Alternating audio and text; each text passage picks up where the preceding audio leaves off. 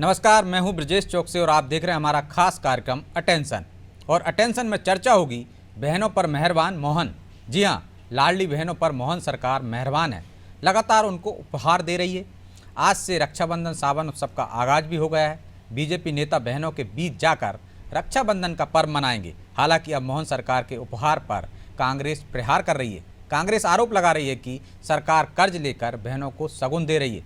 लेकिन सवाल यह है कि कांग्रेस आधी आबादी को साधने के लिए क्या कर रही है? क्या मोहन सरकार की सौगातें बीजेपी की पकड़ बहनों के बीच और मजबूत करेगी? आज इन्हीं सवालों के आसपास चर्चा करेंगे, लेकिन पहले देखिए ये रिपोर्ट।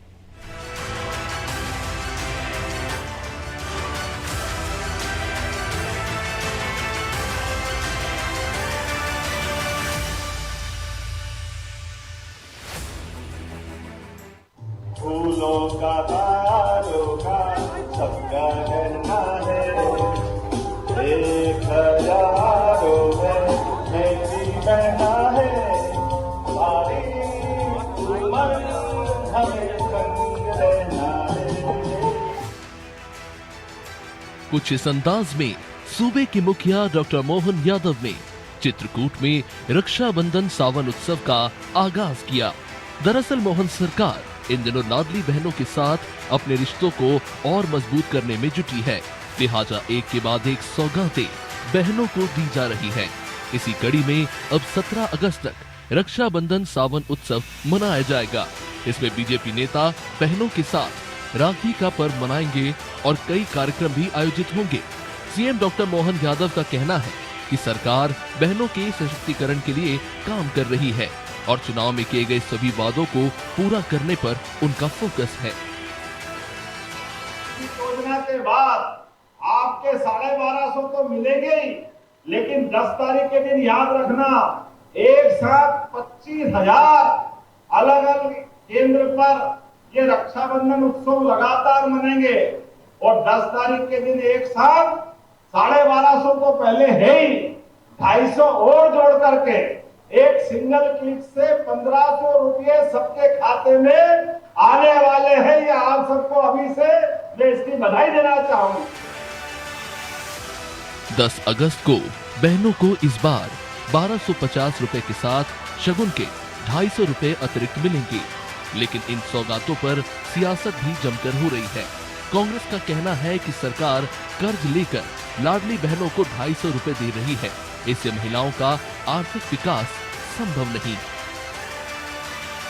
मध्य प्रदेश सरकार का इसके पास अपनी आधारभूत संरचना के लिए पैसा ही नहीं बचेगा, बुनियादी ढांचे को ठीक करने के लिए, नवाचार के लिए। इसका कारण ये है कि हितग्राही मूलक योजना और योजना के बजट में खर्च करने पर एक संतुलन होना चाहिए। आप अपनी लोकप्रियता के लिए 250 रुपए दे रहा है कर्जा लेके, तो ये तो उधार का वैभव है। इससे मध्य प्रदेश का भला नहीं होगा, न ही महिलाओं का सशक्तिकरण होगा।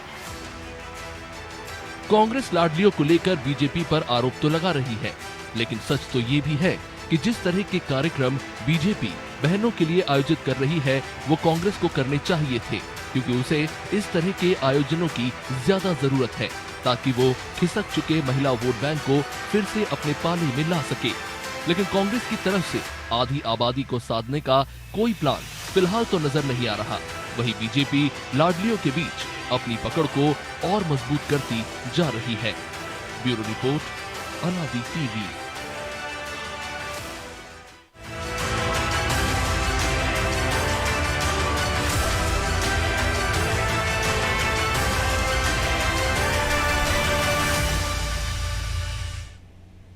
तो इस पर चर्चा के लिए हमारे साथ जुड़ गए हैं वरिष्ठ पत्रकार रमेश शर्मा और हमारे सहयोगी प्रभु पटेरिया। शर्मा जी, बहुत बहुत स्वागत है आपका। कांग्रेस को आपने सुना, अभी मुकेश नायक कह रहे थे कर्ज लेकर शगुन बांट रही है। एक तरह से बात तो सही कह रहे थे वो, लेकिन कांग्रेस ही एक तरफ कहती है कि 3,000 कब दोगे, और एक तरफ कह रही कर्ज लेकर क्यों दे रहे हो आप शगुन। देखिए, मोटे तौर पर अगर आप देखें तो पिछले काफी दिनों से कांग्रेस की राजनीति केवल विरोध पर चल रही है। निर्णय कोई भी हो उनको उसका विरोध करना। अब जो कल तक, जैसा कि आपने कहा कि वो 3,000 रुपए देने की बात कर रहे थे, आज 250 रुपए पर ही आपत्ति कर रहे हैं। तो स्वाभाविक रूप से ये विरोध की राजनीति है जो करते रहेंगे। लेकिन मोटे तौर पर इस मामले में सरकार की इसलिए प्रशंसा की जाना चाहिए कि आमतौर पर सरकार इस तरह के निर्णय या इस तरह के सगुन तब बांटती है जब चुनाव सिर पर होते हैं। इस समय कोई चुनाव नहीं है, दूर दूर तक कोई चुनाव नहीं है।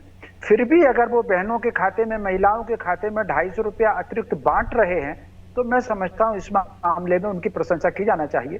और इसके अलावा एक बात और, ब्रजेश जी, अगर आपको याद हो जी, भारतीय जनता पार्टी की सरकार जब से मध्य प्रदेश में आई है, कहीं ना कहीं वो महिलाओं को, बेटियों को, बहनों को उसमें प्राथमिकता देती रही है। जैसे उन्होंने एक लाडली लक्ष्मी योजना, कितने वर्ष हो गए, कितने वर्ष पहले वो लाडली लक्ष्मी योजना लाए थे, फिर वो लाडली बहना योजना लाए, जननी सुरक्षा योजना लाए, केंद्र सरकार ने उज्ज्वला योजना शुरू की। तो वो जो एक मंत्र है मोदी जी का, ज्ञान का सम्मान, ज्ञान के सम्मान में गांव गरीब है, युवा है, महिला है, किसान है, तो उसको अगर आप देखेंगे तो सरकार की सारी योजनाएं उसके बिल्कुल आसपास हैं। क्योंकि किसी भी समाज की या किसी भी देश की या किसी प्रदेश की जो प्रगति के आधार होते हैं वो किसान है, महिला है, युवा है और गांव है, गरीब है। तो स्वाभाविक रूप से सरकार की प्राथमिकता में ये निर्णय है और 250 रुपया उन्होंने निश्चित रूप से दिया है, तो ये इसकी प्रशंसा ही की जानी चाहिए। अगर चुनाव होते तो अपन मान लेते कि ये चुनाव के लिए है। मैं समझता हूं इस भावना का आदर किया जाना चाहिए। और एक और बात, उन्होंने अभी 19 दिन शेष हैं राखी के, रक्षाबंधन के, उन्होंने अभी से ही राखी बनाना शुरू किया। मोटे तौर पर इसको अगर हम दूसरी तरीके से देखें, पिछले काफी दिनों से अगर आप देख रहे होंगे जिस तरीके से समाज में खबरें आ रही हैं, जिस तरीके से सोशल मीडिया पर सामग्री होती है, युवाओं में, दूसरे लोगों में जो मानसिकता बन रही है, मैं समझता हूं कहीं ना कहीं जो परंपरा भारत की रही है, सांस्कृतिक परंपरा रही है, महिला को कहीं ना कहीं बहन की दृष्टि से देखना, आदर की दृष्टि से देखना, भले 1% बने, आधा प्रतिशत बने, लेकिन उस वातावरण बनेगा। मैं समझता हूं इस दोनों चीजों की, कि आज से ही राखी बनाना और 250 रुपया, इन दोनों की जो है प्रशंसा की जाना चाहिए। जी, तो प्रशंसा तो की जानी चाहिए प्रभु जी। रक्षाबंधन सावन उत्सव मना रहे हैं, विधायक जाएंगे, सांसद जाएंगे 1 से 17 तारीख तक। कांग्रेस क्या करे इस आधी आबादी को साधने के लिए? या सिर्फ दे रहे हैं 250 रुपये तो विरोध कर रहे हैं, 3,000 नहीं दे रहे हैं तो विरोध कर रहे हैं? सिर्फ विरोध करना है या कुछ और आगे बढ़ के करना चाहिए? ब्रजेश जी, बात कांग्रेस से ही शुरू करता हूं। कांग्रेस को तो इस विषय पर ये लीड ले सकती थी कांग्रेस कि वो नारी सम्मान योजना ला रहे थे चुनाव के पहले। यदि उनकी सरकार बनती तो 1,500 रुपये जो उनका वादा था वो उसी दिन से मिलता, 1.5 साल तक इंतजार नहीं करना। बिल्कुल, राखी पर यदि जो राशि आ रही है 250 रुपये जो शगुन को मिलाकर, तो 1,500 रुपये महिलाओं को मिल रहे हैं। वो तो और कांग्रेस की नारी सम्मान योजना में पहले दिन से मिलने वाले थे। लाडली बहनों की संख्या जो है 1,29,00,000 है। कांग्रेस का जो नारी सम्मान योजना थी उसमें तो लगभग सारी महिलाएं कवर करने की बात है। उन्होंने कोई ऐसा क्राइटेरिया नहीं बनाया था किसको मिलेगी किसको नहीं मिलेगी। तो कांग्रेस के पास जो अभी जैसा रमेश शर्मा जी ने भी कहा, केवल विरोध के लिए विरोध करना है, वो अपने मुद्दों को भी जिंदा नहीं रख पा रही है। और निश्चित तौर पर यदि हम ये कहें कि जो सावन का महीना है, सावन का उत्सव पूरे महीने भर मनाया जाता है, और आपने पहले देखा होगा कि एक वर्ग होता है जिसको ब्राह्मण वर्ग भी कहते हैं, विप्र भी कहते हैं। वो ब्राह्मण वर्ग तो इस सावन के महीने में घूम घूम कर अपने जजमानों से रक्षाबंधन बंधवाया करता, रक्षा सूत्र बांधा करता था उनको। तो ये परंपरा का एक जो है, चूँकि सावन महोत्सव चल रहा है, महिलाओं का त्यौहार माना जाता है, वो पूरे महीने भर उत्सव मनाती है, तो उसमें सहभागिता करना और नारी अस्मिता को बढ़ाना, नारी गरिमा का सम्मान करना, ये दोनों चीज़ें इसमें शामिल है। आप एक प्रदेश का मुख्यमंत्री, जो राज्य का मुखिया है, उसको आप राखी बांधती हैं, उसकी बहन बन रही हैं, तो इससे बड़ा सम्मान की बात क्या हो सकती है। और हमारे यहाँ तो जो है राखी की लाज कृष्ण ने भी रखी है। राखी की लाज तो जो है मुगल साम्राज्य था उस दौर में भी रखी गई थी राखी की लाज। तो राखी की लाज रखने की एक परंपरा है, उस परंपरा को निभाने का जो दौर है, तो शायद वो मुख्यमंत्री जी ये कर रहे हैं। और इसके हटके यदि तीसरा पक्ष इसका देखा जाए, तो जो भी आपने कहा कि कांग्रेस क्या कर रही है, तो कांग्रेस केवल खाली बैठकर बयानबाजी कर रही है। भारतीय जनता पार्टी की सरकार बनी है, बीजेपी संगठन अभी उतना सक्रिय नहीं है, उसको कोई टास्क नहीं दिया है पार्टी के स्तर पर, तो मुख्यमंत्री ने सरकार के स्तर पर टास्क ले लिया है। तमाम उनके मंत्री, जनप्रतिनिधि जो कि पदाधिकारी जिनका भाई बनाने का सौभाग्य मिलने वाला प्रदेश की महिलाओं को, तो उन सबको उनने पूरे 1 महीने प्रदेश में घूमने के लिए कहा कि अपने अपने क्षेत्रों में जाएं, अलग अलग जगह पर जाएं, महिलाओं से राखी बंधाएं, उनके साथ उत्सव में भागीदारी करें, और वो उनको उपहार भी गिफ्ट कर रहे हैं ब्रजेश जी। तो ये बिल्कुल अभी चुनाव दूर है, चुनाव जो है 4 साल से ज़्यादा समय है चुनाव होने में राज्य विधानसभा का, लेकिन उसके पहले अपने वोट बैंक को मजबूत करना, ये भी उसका एक शायद ये कारण हो सकता है कि जिसके तहत ये कार्यक्रम किया गया है। और एक बड़ा पक्ष की जो प्रदेश के पिछले मुख्यमंत्री थे शिवराज सिंह चौहान, जिनकी इमेज ही भैया की इमेज थी, जो बच्चों के मामा की इमेज थी, नए मुख्यमंत्री हैं, यदि ये 250 रुपये नहीं देते तो आप हम ही सवाल उठाने वाले थे कि भाई जो है पिछले बार तो सावन पर जो है महिलाओं को शगुन बांटा गया था 250 रुपये का, इस बार क्यों नहीं दिया गया। तो और भरोसे पर भी संकट होता, भरोसे का संकट था, तो वो भी दूर हो रहा है। और एक मुख्यमंत्री नीचे तक जा रहे हैं, स्वाभाविक तौर पर महिलाओं से मिल रहे हैं, उनके साथ बैठ रहे हैं, नीचे राखी बंधवा रहे हैं, महिलाओं की समस्याएं उन तक आएंगी, उस क्षेत्र की समस्याएं उन तक आएंगी, उनका जो है विजन बढ़ेगा कि पूरे प्रदेश में विकास की दिशा कैसी ले जानी है। और एक बड़ी बात इसके साथ और इस संदेश इस पूरे काम में वो भी छुपा है, जो मुख्यमंत्री जी बार बार कह रहे हैं कि पिछले सरकार की या उन्हें जो घोषणा पत्र था बीजेपी का, उसकी कोई योजनाएं बंद नहीं की जाएगी, सबको लागू किया जाएगा, इम्प्लीमेंट किया जाएगा। तो एक इस कदम से डॉक्टर मोहन यादव ये कहे बहुत सारे संदेश दे रहे हैं प्रदेश की जनता को, एक भरोसा जगा रहे हैं कि जो सरकार बनी है वो अब लोगों ने जिन अपेक्षाओं के साथ उस सरकार को चुना था उस पर पूरा उतरेगी, उनकी पूरा ध्यान रखेगी, महिलाओं का हो चाहे पुरुषों का हो।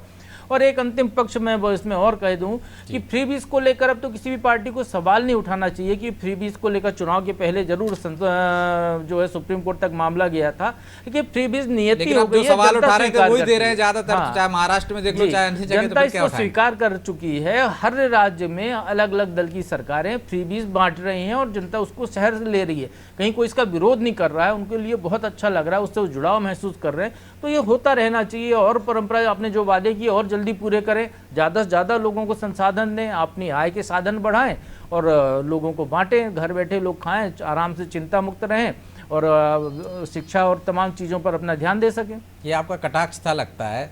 तो शर्मा जी, एक तीर से कई निशाने तो साध गए हैं मोहन जी, लेकिन एक तो विश्वास भी जीत लिया, विपक्ष की भी धार कमजोर कर दी, लेकिन जो आखिरी में जो सवाल उठाया प्रभु जी ने, फ्री बीज, ये इसकी भरपाई कैसे करोगे आप? बाकी की विकास योजनाओं को लिए भी तो आपको उद्योग लगाना पड़ेंगे, उस दिशा में आपको आर्थिक रूप से मजबूत कैसे हो उसमें कदम उठाना पड़ेंगे, या ये बोझ बढ़ जाएगी?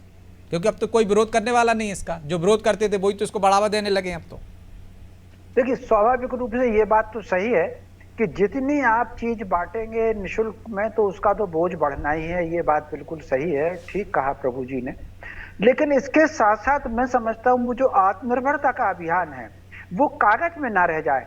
जो मोदी सरकार जी ने भी लोकल फॉर वोकल कहा, और ये जो अभी अगर आपने देखा होगा कुछ दिन पहले मुख्यमंत्री जी ने जो इन्वेस्टर्स की मीट की, उन्होंने कहा था कि हम क्षेत्रीय स्तर पर करेंगे और हर गांव की एक चीज की पहचान करेंगे, हर जिले की एक चीज की पहचान करेंगे।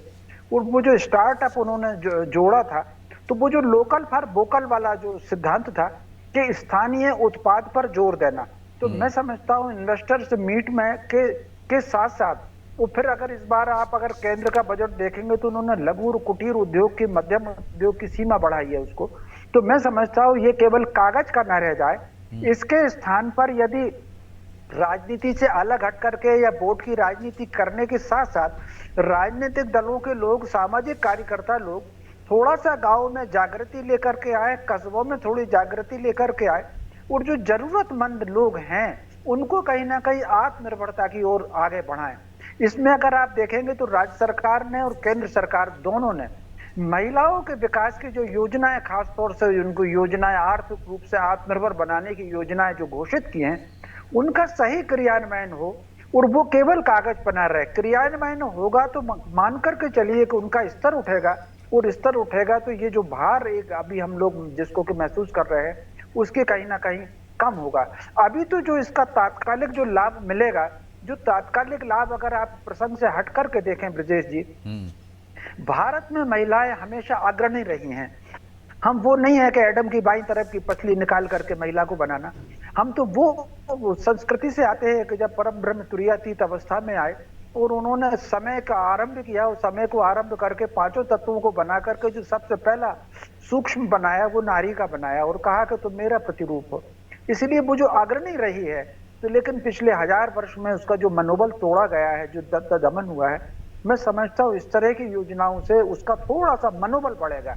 लेकिन ये जो मनोबल बढ़ेगा वो कहीं ना कहीं दिशाहीन ना हो, इसके लिए समाज के जो वरिष्ठ जन हैं उनको भी ध्यान रखना होगा और कार्यकर्ताओं को भी ध्यान रखना होगा, वो सकारात्मक और सब दिशा की ओर बढ़े। मैं समझता हूँ ये समाज की प्रगति की भी, समाज की आत्मनिर्भरता की भी और देश की आत्मनिर्भरता की भी नींव होगी। ये ठीक उसी प्रकार है, एक व्यक्ति अगर ऊर्जावान बनता है, उसकी सामर्थ्य अगर बढ़ती है, तो उसकी दिशा क्या होगी?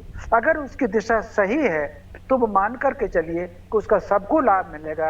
अगर दिशा का भटकाव आ गया, ये हमको पुराणों में ऐसी कथा नारियों की भी मिलती हैं, ऐसी कथा पुरुषों की भी मिलती हैं, दिशा के भटकाव, ऊर्जावान बनने के बाद दिशा का भटकाव, तो इससे कहीं ना कहीं मनोबल बढ़ेगा। ये मनोबल सकारात्मक रहे, इसकी चिंता समाज को भी करनी चाहिए। जी, तो समाज को भी चिंता करनी चाहिए। प्रभु जी, एक बात और शिवराज सिंह चौहान लगातार कहते थे, जो मोदी सरकार की भी योजना है कि आत्मनिर्भर बनाएंगे, लखपति बहनें बनाएंगे, उस दिशा की ओर ले जाएंगे। तो आप 1250 दे रहे थे, 250 रुपये आपने उपहार में दे दिए, उस दिशा में आपको लगता है कि सरकार बढ़ती दिख रही है या इसी तरह से आप वो देते रहेंगे? उन्होंने कहा था कि हम इस स्तर पर ले आएंगे महिलाओं को 1200 रुपये से स्टार्ट करके कि वो एक दिन लखपति बन जाएं, आत्मनिर्भर बन जाएं, ताकि इस योजना का लाभ की जरूरत ही ना पड़े उनको। तो उस दिशा में सरकार कहीं बढ़ती दिख रही है आपको?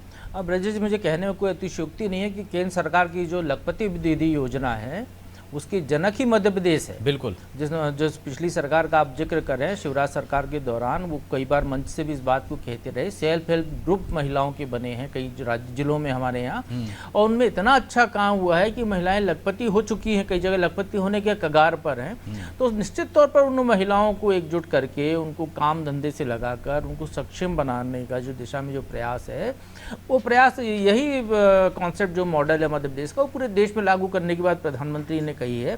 तो ये चल रहा है, उस दिशा में काम चल रहा है। ये अलग बात, वो बिल्कुल एक अलग प्रक्रिया है, उसकी तरफ सरकार लगातार ध्यान दे रही है। ये एक अलग प्रक्रिया है बांटने वाली, ये अलग चल रही है। ये वोट बैंक और पॉलिटिक्स कह सकते हैं आप इसको। वो उनको आर्थिक तौर पर संबल देने की योजना है जिसकी ज़्यादा चर्चा नहीं होती। हम भी उसकी ज़्यादा चर्चा नहीं करते क्योंकि वो दिखती कम है जी। एक जिले में 10 लखपति दीदी हो सकती हैं, किसी जिले में 100 हो सकती हैं, कहीं एक भी हो सकती है। जैसे अब तो ड्रोन दीदी भी आ गई कि जो है ड्रोन से वो दवाइयों का छिड़काव कर रही हैं, वो भी अपनी आय अर्जित कर रही हैं। तो निश्चित तौर पर काम हो रहा है, ऐसा बिल्कुल नहीं है कि काम नहीं हो रहा है। जहाँ तक बात ये फ्री बांटने की है, तो अब करीब 1.5 साल हो गए इस योजना को चलते हुए, लाडली बहना योजना को। मान लेते हैं कर्ज लेकर सरकार बांट रही है, तो कर्ज लेकर भी बांट रही है तो कितना कर्ज मिलेगा बाजार से, आप इसको सोचिए। जो मध्य प्रदेश की तय सीमा होगी उससे ज़्यादा तो कर्ज कोई देगा नहीं आपको। सरकार आय, कहीं ना कहीं तो सरकार की आय बढ़ ही रही है। हर साल हम जब देखते हैं बजट आता है तो सब उसमें आता है कि इतना रेवेन्यू बढ़ गया हो, बजट हर साल का बढ़कर बन रहा है। तो निश्चित तौर पर आय के साधन भी बढ़ रहे हैं, जीएसटी का कलेक्शन भी मध्य प्रदेश को ज़्यादा मिल रहा है, हमारे उद्योग धंधे भी लगते जा रहे हैं। अब तो जो है इन्वेस्टमेंट ड्राइव चल रही है, रीजनल इन्वेस्टमेंट कॉन्क्लेव हो रहे हैं कि जो अलग अलग रीजन के हिसाब से उद्योग लगाए जा रहे हैं, बड़े इन्वेस्टमेंट कॉन्क्लेव होने वाला है। यहाँ सरकार का कर्ज बढ़ना नहीं चाहिए, घटना चाहिए। नहीं, कर्ज की जब आपकी आय बढ़ती है, देखिए ब्रजेश जी, केंद्र सरकार ने नॉर्म तय किए हैं कि आपका जो जीडीपी होता है उसका एक तय सीमा तक आप कर्ज ले सकते हैं। तो हमारी तो जीडीपी बढ़ती जा रही है, तो हमारी कर्ज की लिमिट भी बढ़ती जा रही है। बिल्कुल इसी तरीके से है, बड़े बड़े उद्योग घराने को देख लो आप, उनके हिसाब से कि उनकी जितनी पूंजी बढ़ती है, जितनी उनकी बाजार की साख बढ़ती है, उनको बैंक उतना ज़्यादा लोन देते हैं। जब आपकी साख ही नहीं होगी बाजार में तो फिर आपको लोन कौन देगा? तो ये वाली स्थिति है। तो मध्य प्रदेश की चूंकि स्थितियां अच्छी होती जा रही हैं, अब आप ये देखिए ना, सरकार के पास है संसाधन तभी तो बांट पा रही है, यदि होता नहीं तो कहाँ से दे पाती। यदि आप जो है कर्ज में डूबा हुआ राज्य होता मध्य प्रदेश पूरी तरह से, कि आप कर्ज रीपे करने की स्थिति में नहीं होते, तो आपको बाजार से कर्ज ही नहीं मिलता। क्योंकि आप कर्ज चुका रहे हैं समय पर, आपके संसाधन लोगों को दिख रहे हैं बढ़ते हुए, आपके यहाँ इन्वेस्टमेंट के लिए लोग आते हुए रुझान दिख रहा है, आपका इंफ्रास्ट्रक्चर बढ़ रहा है, आप नई नई सड़कें बनाते जा रहे हैं, एयरपोर्ट बनते जा रहे हैं, हर तरीके का काम हो रहा है, शैक्षणिक संस्थान खुलते जा रहे हैं। आप याद कीजिए कि कुछ साल पहले अच्छी से उच्च शिक्षा के लिए या कोचिंग के लिए लोग इंदौर की तरफ रुख करते थे। आज पूरा मध्य प्रदेश भोपाल की तरफ आ रहा है। भोपाल जो है एजुकेशन हब के तौर पर डेवलप हो रहा है।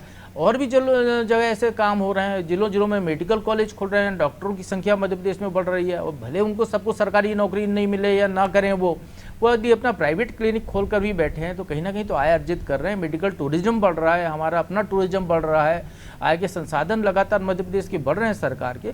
निश्चित तौर पर वो सारी प्रक्रिया हो रही है, लेकिन ये वो चीज़ें हैं जो चर्चा में नहीं आती और दिखती कम है।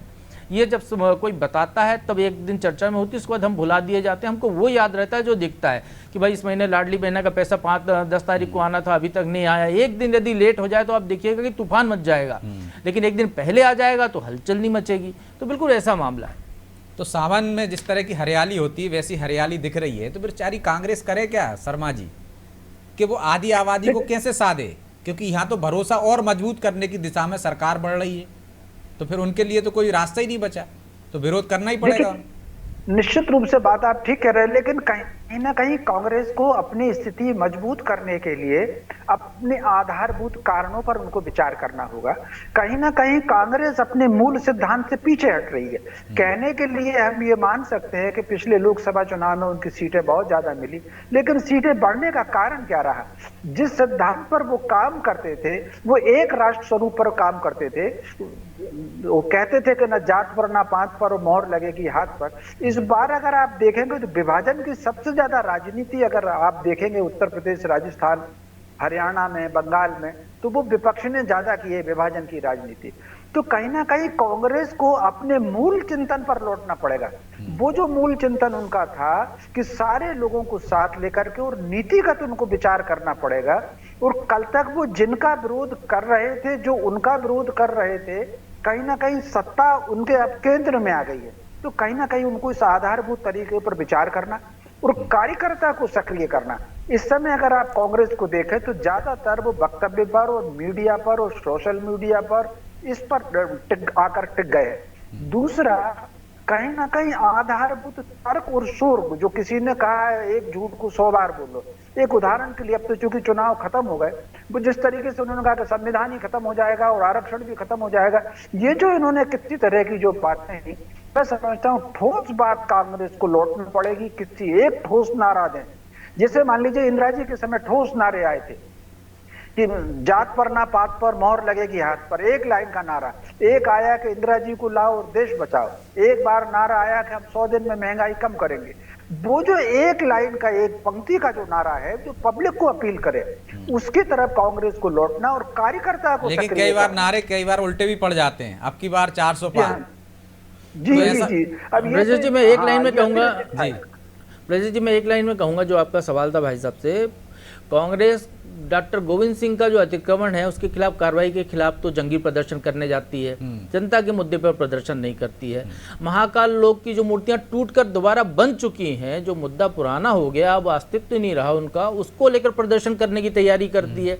तो जनता से जुड़े मुद्दे पर जाए, जन समस्याओं पर जाए। बरसात का मौसम है, जगह जगह नदी नाले बाढ़ में है, वहां पर जाए, सफाई करे, स्वयं सेवकों की तरह काम करे, तो शायद जनता का जुड़ाव हो। लेकिन वो जब सरकार में थे तब हेलीकॉप्टर से नहीं जा पाए थे, बहुत दिनों बाद गए थे, तो अब क्या उम्मीद कर सकते हो आप विपक्ष में रहते। लेकिन हमारी भी सलाह यही है कांग्रेस को कि वो जनता के मुद्दों पर जाके अपनी मूल नीति पर लौटे, या पुरानी रणनीति पर लौटे आए, नई रणनीति बनाए, तब कहीं उसका भला हो पाएगा। बहरहाल समय इजाजत नहीं देता, इसलिए चर्चा को यहीं विराम देंगे। शर्मा जी बहुत बहुत धन्यवाद आपका। तो बहनों पर मेहरबान है मोहन सरकार, और इस वोट बैंक को लगातार साधती हुई जा रही है, मजबूत करती हुई जा रही है, भरोसा जीतती जा रही है। अब कांग्रेस को नई रणनीति के साथ मैदान में उतरना होगा, अपने पुराने मूल मंत्र पर आना होगा। सबका साथ, सबके विकास की बात करने वाली सरकार, और जिस तरह से वो बात करते थे विपक्ष के नेता, जो अब कांग्रेस है, कहते थे कि सबको समान रूप से देखा जाएगा, वो जात पात की बात करने लगे। तो कहीं ना कहीं वो अपनी रणनीतिक चूक कर रहे हैं, जिसकी वजह से उन पर लोगों को भरोसा नहीं हो रहा। ये भरोसा जीतने के लिए उन्हें नई रणनीति के साथ मैदान में उतरना होगा। बहरहाल अटेंशन में आज इतना ही। मुझे दीजिए इजाजत और आप देखते रहिए अनादि टीवी। नमस्कार।